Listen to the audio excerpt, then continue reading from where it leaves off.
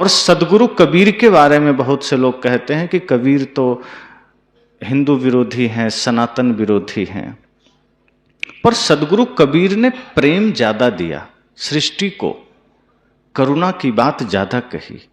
जहां कहीं थोड़ा आडंबर था, पाखंड था, जातिवाद था, छुआछूत था, वहां साहब ने थोड़ा सा चोट दिया। लेकिन सदगुरु कबीर ने जो चोट दिया उसके पीछे उनकी नीयत क्या थी? जब सदगुरु कबीर ने कहा तो उनके हृदय में कोई नफरत नहीं था, कोई घृणा नहीं थी।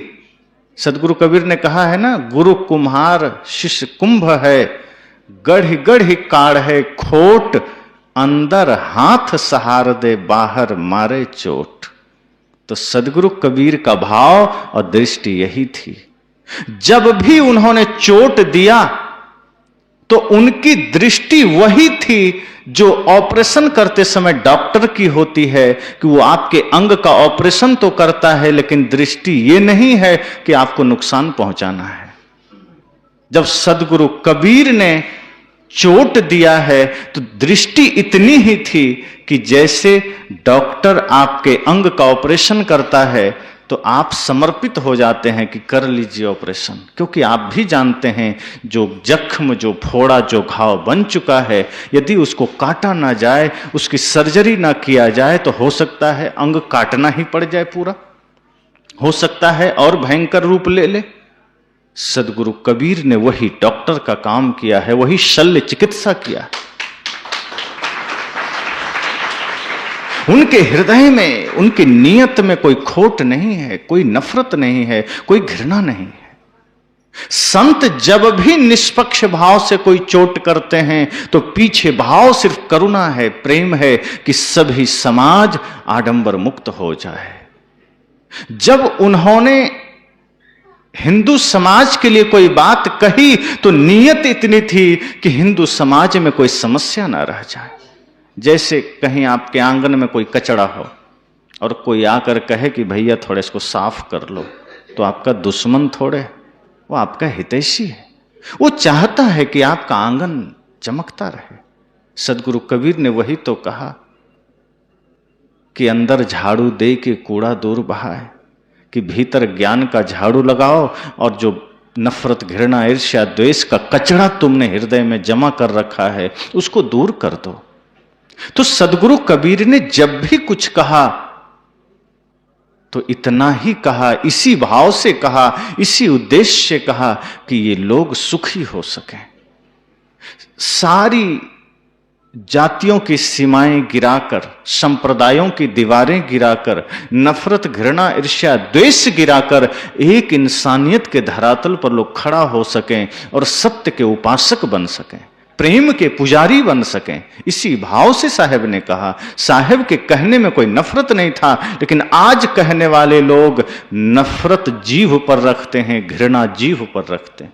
वो प्यार का भाव नहीं होता, समाज जोड़ने का भाव नहीं होता। कभी कभी अनुशासन अगर प्रेम से किया जाए तो समाज संगठित हो जाता है, लेकिन नफरत से अपने घर में भी आप अनुशासन करेंगे तो घर बंट जाता है। अनुशासन अगर नियत साफ हो, दृष्टि शुद्ध हो तो पूरा समाज आपके पीछे खड़ा हो जाएगा, लेकिन दृष्टि खराब है तो घर के लोग भी आपको धक्का देके बाहर कर देंगे कि नहीं, तुम तो नफरत फैला रहे हो। इसलिए हमें अपने महापुरुषों से अगर कुछ सीखना है तो सबसे पहले हमारी दृष्टि सारग्राही होनी चाहिए। राम जी से हम क्या सीखें?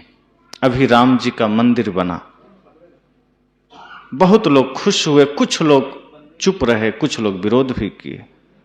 अब सोचिए, इसमें हमें दुखी होने की आवश्यकता क्या है? अगर एक ऐतिहासिक पुरुष का कोई स्मारक, कोई मंदिर बन रहा है तो उस खुशी में शामिल हो जाइए। हां, लेकिन हमें वहीं रुकना नहीं है। हमें सदगुरु कबीर के विचारों में थोड़ा उतरना है गहरे, कि राम जी का हमने मूर्ति तो बना दिया, राम जी मूर्ति रूप में स्थापित हो गए, लेकिन राम जी से जो आदर्श हम ले सकते हैं, जो लिया जा सकता है, क्या वो आदर्श की स्थापना हमारे हृदय में हुई? मंदिर की स्थापना तो हो गई, मूर्ति की स्थापना हो गई, लेकिन राम जिस आदर्श, जिस मर्यादा से महान हो गए, उन मर्यादाओं की स्थापना हमारे दिलों में हुई कि नहीं?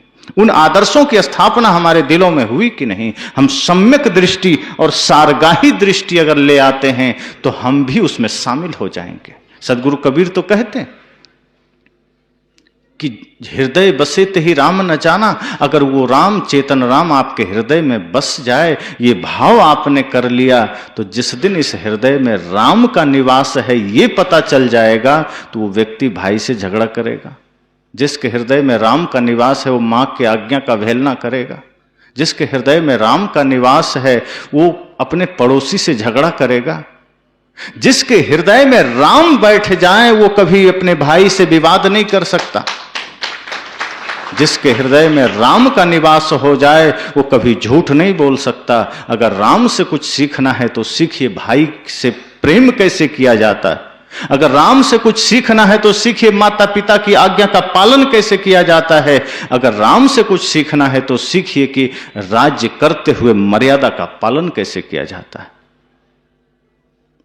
मैं तो कहा करता हूं लोगों से कि कुछ और लेने की जरूरत नहीं है, इतना जरूर राम जी से लीजिए कि भाई से प्रेम कैसा किया उन्होंने। इतना ही अगर ध्यान आ जाए तो फिर नफरत तो दूर ही हो जाएगी। भाई भाई में जो आज बंटवारे हो रहे हैं, एक तरफ लोग राम जी की पूजा कर रहे हैं, दूसरी तरफ कोर्ट में जाके भाई पर मुकदमा कर रहे हैं, वही जमीन के खातिर। जिस दिन राम का प्रेम जीवन में आ जाएगा उसी दिन व्यक्ति राम का भक्त बन जाएगा। एक बड़ा भाई अगर अपने छोटे भाई में ये भाव कर ले तो वो जीवन भर जमीन नहीं बांटेगा, वो मकान नहीं बांटेगा। लेकिन आज जमीन भी बंटती है, मकान भी बंटता है, और दुर्भाग्य देखिए कि वो लोग माँ बाप भी बांट लेते हैं। दो दो तीन तीन भाई है, माता पिता की सेवा नहीं कर पाते। बड़ा भाई कहता है 3 महीना हम रखेंगे पिताजी को, 3 तुम रखना। मंझला कहता है 3 महीना हमारे यहां पूरा हो गया, अब तुम्हारे यहां जाएंगे। वो पिता को लगता है कि हमने क्या किया जीवन में, ये सारी पूंजी, ये सारी कमाई इन्हीं तीनों के लिए कमाया था, पूरी जवानी लगा दी, और आज ये मुझे तीनों बांट चुका है, बोझ समझ रहा है।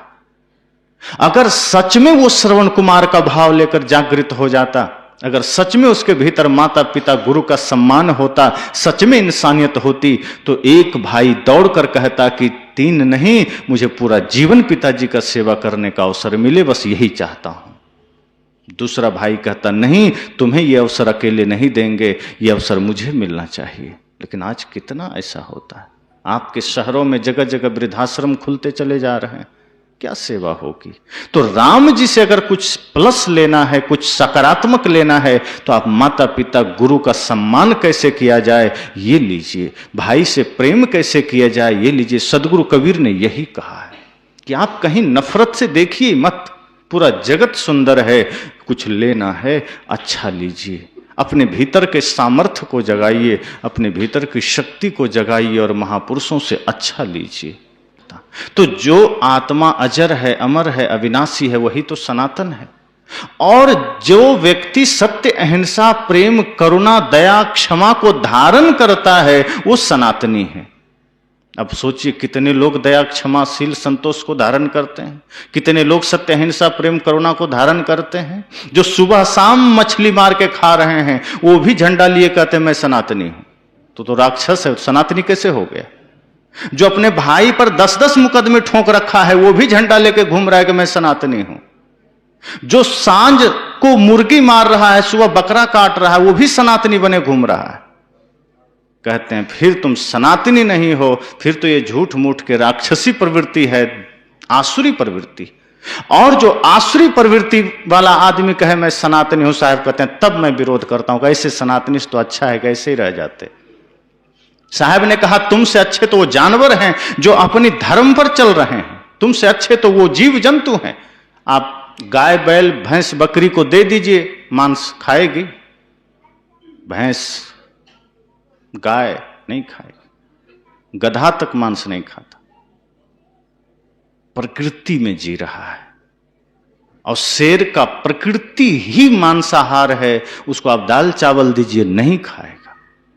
प्रकृति ने उसको बनाया ही है कि तुम मांस खाओ, मांस से ही तुम्हारा पेट भरेगा, इसलिए प्रकृति अलग कर दिया। जो शाकाहारी प्राणी था उसकी पूरी प्रकृति भिन्न कर दी। अब थोड़ा सा डिफरेंट देख लीजिए, थोड़ी सी भिन्नता। जितने भी शाकाहारी प्राणी हैं उसके सभी दांत बराबर है, चाहे गाय का देख लीजिए, बकरी का देख लीजिए, गधा का देख लीजिए, आप अपना देख लीजिए। जितने भी शाकाहारी हैं जन्म से सबके दांत बराबर हैं, लेकिन जो मांसाहारी है उसके आगे के 2 दांत नुकीले हैं मांस को फाड़ने के लिए, प्रकृति ने बना के भेजा है। दूसरा सबसे बड़ा प्रमाण कि जो शाकाहारी है वो जन्म से ही उसकी आंखें खुल जाती है, जो मांसाहारी है वो जन्म लेने के बहुत देर बाद उसकी आंख खुलती है, बंद पैदा होता है, उसकी आंखें बंद रहेगी। और तीसरा, जो शाकाहारी है वो घूंट करके पानी पीता है कंठ से, और जो मांसाहारी है वो जीभ से पानी पीता है। अब देख लीजिए, प्रकृति ने खुद भिन्नता प्रदान किया है। और एक भिन्नता और है कि जो मांसाहारी है उसकी आंतें छोटी होती है ताकि वो मांस पचा जाए, और जो शाकाहारी होते हैं उसकी आंतें उसकी ऊंचाई से 5 गुना बड़ी होती है। तो प्रकृति ने स्वयं भिन्नता प्रदान किया है। साहब ने कहा कि जिसका खान पान बिगड़ा हुआ है, जिसका आचरण बिगड़ा हुआ है, जो आसुरी प्रवृत्ति को धारण किया हुआ है, जो शराब पी रहा है, जो भाई का अनादर कर रहा है, जो माता पिता गुरु का अपमान कर रहा है, वो व्यक्ति कहता है मैं सनातनी हूं। साहब कहते हैं फिर ये सनातनी नहीं, वो राक्षस है। फिर वो सिर्फ हनुमान जी का लॉकेट लटकाने से सनातनी थोड़े हो जाएंगे। फिर सदगुरु कबीर कहते हैं कि हनुमान जी का लॉकेट भले गले में मत लटकाओ, पर हनुमान जी का आचरण तो अपनाओ। हनुमान जी शुद्ध शाकाहारी, बाल ब्रह्मचारी, अति बलशाली, घमंड नहीं है, भक्ति में जीने वाले, विनम्रता के प्रतीक हैं, भक्ति के प्रतिमूर्ति हैं। ऐसे हनुमान का आचरण जीवन में उतार लीजिए। लॉकेट उतारे ना उतारे कोई बात नहीं। सदगुरु कबीर का चित्र हम लगाएं ना लगाएं, अगर उनका चरित्र हमने जीवन में लगा लिया तो समझना कबीर के भक्त हो गए। अपने किसी भी महापुरुष का अगर हमने चरित्र अपने चरित्र से जोड़ लिया तो समझना कल्याण हो गया। तो मैंने कहा, तो सदगुरु कबीर हो चाहे जो भी महापुरुष हैं, उन्होंने तो सदैव अपने आचरण से, अपने आदर्श से समाज को दिशा दिया है। उन्होंने तो कहा कि बस कर्म पवित्र कर लोगे तो तुम भगवान बन गए, लेकिन हमारा कर्म गंदा होता है और हम पूजा खूब करते रहते हैं। साहब ने कहा कर्म को पूजा बना लीजिए। अगर सदगुरु कबीर से कुछ अच्छा लेना है, अपने सभी महापुरुषों के जीवनियों को एक बार देखिए कि उन्होंने किया क्या है, उन्होंने दिया क्या है, उन्होंने बताया क्या है।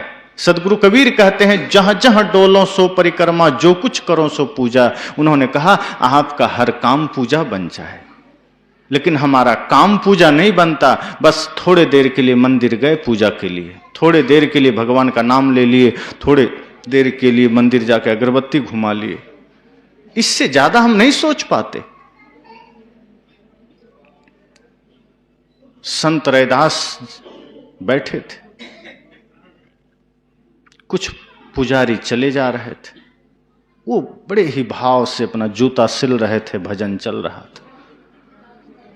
कुछ पुजारियों ने कहा कि महाराज जी आप जूता ही सिलते रहेंगे, चलिए आप भी थोड़ा मंदिर पूजा कराएं।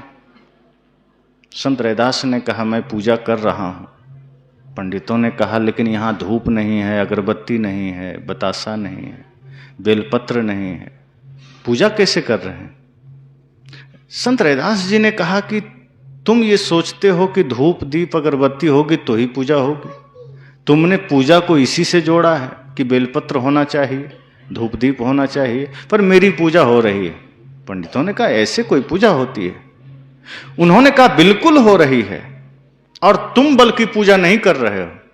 तुम मंदिर जाओगे, अगरबत्ती घुमा के आ जाओगे, फिर वहां झूठ बोलोगे, फिर तुम मांस खाओगे, फिर तुम तंबाकू खाओगे, फिर तुम झूठ फरेब करोगे, लेकिन मैं असली पूजा कर रहा हूं। कहा जूता सिलना भी पूजा है क्या? कहा पूजा आपके भाव से ही शुरू हो जाता है।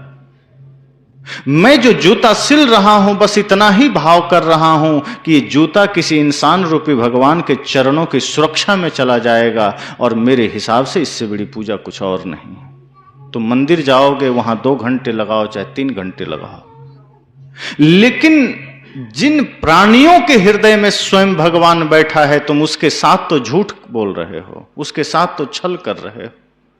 और मैं वहीं पर अपना काम कर रहा हूं जहां स्वयं परमात्मा बैठा है, जहां स्वयं भगवान का निवास है। अगर कोई भूखा आ जाए, अगर आपने निस्वार्थ भाव से, निष्काम भाव से एक गिलास पानी पिला दिया, समझना आपने पूजा कर लिया। कोई भूखा आ गया, एक मुट्ठी अन्न दे दिया, आपने पूजा कर लिया। लेकिन संत रैदास जी ने कहा कि तुम मंदिर में पूजा तो कर लेते हो, पर यथार्थ पूजा तुम नहीं कर पाते। जिसका मन चंगा है उसके लिए तो ये कठौते ही गंगा बन जाता है, और जिसका मन गंदा है वो गंगा में भी जाकर डुबकी लगाए तो पाप ही लेके आता है। इसलिए अगर हम अपने महापुरुषों से कुछ सीखना चाहते हैं तो उनके कर्मों को देखिए, उनके विचारों को देखिए। हमारी समस्या ये होती है कि हम उनके चित्र को पकड़ लेते हैं, बस उससे ज्यादा हम कुछ नहीं करते। हम महापुरुषों के चित्र पकड़ करके बैठ जाते हैं कि बस मेरा काम बन जाए। चित्र से बात नहीं बनेगी। चित्र सिर्फ प्रेरणा के लिए है, ध्यान दीजिए, चाहे वो किसी के भी चित्र हो, किसी भी महापुरुष के चित्र हैं, वो सिर्फ प्रेरणा और याद के लिए है। यथार्थ में उनके चरित्र ही लेना जरूरी है, यथार्थ में उनके आचरण को ही आचरण से जोड़ना जरूरी है। जैसे अभी आपको भूख लगे और हम लोग भोजन का फोटो खींच के आप सबको बांट दें कि लीजिए आपका काम हो गया, पेट भरेगा? फोटो से बात तो नहीं बनेगी ना, आपको बस ये पता चल जाएगा कि हाँ क्या क्या बना है, लेकिन भूख और बढ़ जाएगी अगर बढ़िया आइटम कुछ बना हो। उसी तरह से महापुरुषों के चित्र सिर्फ प्रेरणा देते हैं, वो उससे आपका कल्याण संभव नहीं है। जब हम उनके चरित्र में जुड़ते हैं, जब भोजन की थाली यथार्थ में सामने आएगी और आप ग्रहण करेंगे, तब भूख मिटेगी। इसी तरह महापुरुषों का चरित्र जब हमारे जीवन में आ जाएगा, तब हम सच्चे अर्थों में धार्मिक हो जाएंगे। और इस तरह सदगुरु कबीर बड़े ही करुणा, बड़े ही भाव से, कभी कभी उन्होंने चोट दिया है, लेकिन किस भाव से? जैसे बच्चे कभी गलती करते हैं तो मां बड़े कभी क्रोध में एक आध थप्पड़ रख देती, पर उस एक थप्पड़ में नफरत होता है क्या? घृणा होती? कभी कभी बच्चे कहते मुझे भोजन नहीं करना, मां एक थप्पड़ देती, खाओ चुपचाप। मतलब खाना है, नफरत नहीं है, खिलाने के लिए डांट रही है, कपड़े देने के लिए डांट रही है, अच्छा करने के लिए डांट रही है। मां अगर बच्चे को डांटती है तो भाव यह होता है कि बच्चे बढ़िया बने, बढ़िया खाए, बढ़िया रहे। बच्चे को बिगाड़ने का ध्येय नहीं होता। सदगुरु कबीर जैसे संत अगर कभी फटकार भी लगा दिए तो ध्येय ये नहीं होता कि उस आदमी का जीवन बर्बाद हो जाए। वे तो कहते हैं, जो तू चाहे मुझको छाड़ सकल की आस, मुझे ही ऐसा होए रहो सब सुख तेरे पास। वे तो कहते हैं, अगर तुम मेरे जैसा सुखी होना चाहते हो तो संसार की आशा छोड़ दो, संसार का भरोसा छोड़ दो, अपने बाहुबल का भरोसा करो। हम सबको ये सोचना है कि अपने महापुरुषों से हमें कुछ अच्छा सीखना है।